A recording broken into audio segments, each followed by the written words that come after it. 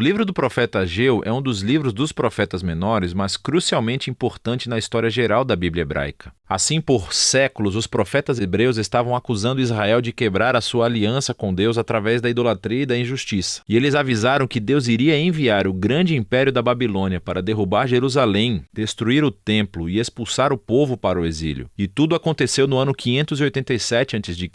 Mas isso não foi o fim da história. Os profetas também acreditavam que ainda havia esperança e que Deus um dia traria de volta um remanescente transformado do seu povo, Israel, para viver em uma nova Jerusalém, onde a presença de Deus viveria entre eles. Quando nos viramos para Ageu, o ano é 520 a.C., quase 70 anos após o exílio. O Império Babilônico recentemente entrou em colapso e o mundo é governado pelos persas. Eles permitiram o retorno de qualquer israelita exilado que quisesse voltar para Jerusalém, que ainda estava em ruínas. E sob a liderança de um sumo sacerdote chamado Josué e Zorobabel, um herdeiro da linhagem de Davi. E um grupo de exilados, todos, retornam e começam a reconstruir a cidade e as suas vidas. Lembre-se da história do livro de Esdras, capítulos de 1 a 6. Então temos altas esperanças e o futuro parece muito brilhante, mas na verdade não é, pelo menos do ponto de vista de Ageu. O livro consiste em 4 sessões que resumem a mensagem de Ageu dada ao povo de Jerusalém ao longo de 4 meses. Ele começa acusando as pessoas de terem prioridades equivocadas e sim, elas voltaram para Jerusalém. Mas elas estão usando todo o tempo e recursos para reconstruir as suas próprias casas de luxo, enquanto o templo ainda estava em ruínas devido à sua destruição 70 anos atrás. Então Ageu pergunta: as suas casas são realmente mais importantes do que a sua fidelidade a Deus? Essa negligência, Ageu diz, é o mesmo que a rebelião da aliança de seus ancestrais, e é por isso que a terra ainda é improdutiva, porque eles foram atingidos pela fome e pela seca. E aqui está a citação de Ageu na lista das maldições da aliança no livro de Deuteronômio. E assim, as palavras de Ageu são seguidas por uma história da resposta do povo. Lembre-se também da história de Esdras, capítulo 5. Nós aprendemos que Zorobabel, Josué e o remanescente do povo foram impactados pela mensagem de Ageu e estavam motivados. Eles começaram a reconstruir o templo. Então, na próxima sessão, Ageu segue um mês depois e aborda alguns problemas de expectativas destruídas entre as pessoas. O templo que eles estão reconstruindo é bastante inexpressivo. Não é nada comparado à glória do templo de Salomão, construído aqui cerca de 500 anos antes. E, por isso, a moral estava muito baixo para terminar o projeto. E assim, Ageu lembra o povo das grandes promessas proféticas do futuro reino de Deus e sobre esse templo. Ele cita os profetas anteriores, especialmente Isaías e Miqueias, sobre a nova Jerusalém.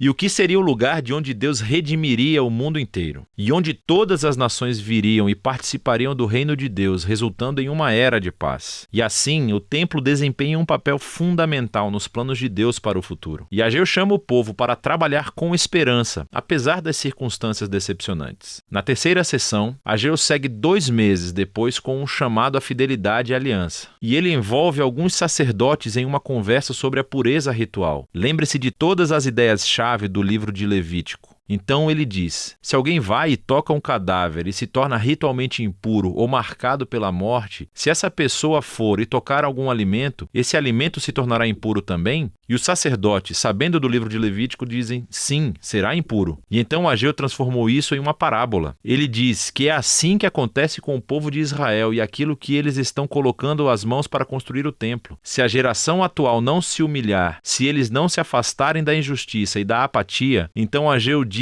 que o que eles constroem com as mãos, incluindo esse novo templo, também será impuro. O desafio de Ageu é que é somente pelo verdadeiro arrependimento e fidelidade da aliança que seus esforços de construção resultarão em Deus trazendo o seu reino e bênção. E assim, em certo sentido, o futuro de Israel estava nas mãos deles. Deus está esperando que o seu povo seja fiel. E assim, a escolha de Ageu diante da geração exilada é muito semelhante ao desafio que Moisés deu à geração do deserto antes de entrar na terra. A sua obediência levará à bênção e ao sucesso, enquanto a falta de fé levará à ruína. O livro conclui com o resumo de Ageu da esperança futura do reino de Deus. Ele fará da Nova Jerusalém o centro de seu glorioso reino internacional e, a partir daí, confrontará e derrotará o mal entre as nações. Ele relembra as pessoas sobre a derrota do exército do faraó na história do Êxodo. Deus cumprirá aqui a sua promessa a Davi e estabelecerá o rei em sua linhagem, e nos dias de Ageu, que foi representado por Zorobabel. E assim o livro termina com um futuro brilhante. Então a pergunta é, será que a geração de Ageu será fiel a Deus? Será que eles irão experimentar o cumprimento de todas as promessas? E Zorobabel, ele será fiel? Será que ele se tornará o rei messiânico? E você tem que continuar lendo os 2 últimos livros dos profetas Zacarias e Malaquias para descobrir. Mas você pode ver como esse pequeno livro contém uma grande mensagem para toda a geração do povo de Deus, que as nossas escolhas realmente fazem a diferença, e que a fidelidade e obediência do povo de Deus faz parte da maneira como Deus escolheu realizar os seus próprios propósitos no mundo. E assim essa verdade surpreendente deve motivar a humildade e a ação do povo enquanto aguardam o reino vindouro de Deus. E essa é a mensagem do livro de Ageu.